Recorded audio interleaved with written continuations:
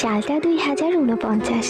টিপ টিপ করে বাহিরে বৃষ্টি পড়ছে। হঠাৎ কি যেন একটা ভেবে জানালার পাশে এসে বসলাম। জানালা দিয়ে বাহিরে তাকাতেই দূর আকাশের রংধনুটা চোখে পড়লো। রংধনুর ওই 7টি রং দেখে হঠাৎ হৃদয় থমকে গেল। সেই পুরোনো দিনের স্মৃতিগুলো চোখের সামনে ভেসে উঠলো। এখন নেই কোনো বিটিএস, নেই কোনো হেটার্স, যাদের থেকে আর্মিরা সবসময় তাদের সাত রাজাকে প্রোটেক্ট করত।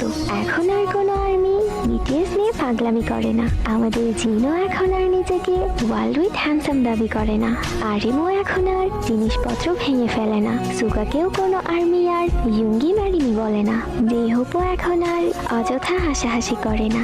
জিমিনও এখন আর চেয়ার থেকে পড়ে যায় না। দুষ্টুমি করে রিও নিজেকে আর গুড বয় দাবি করে না।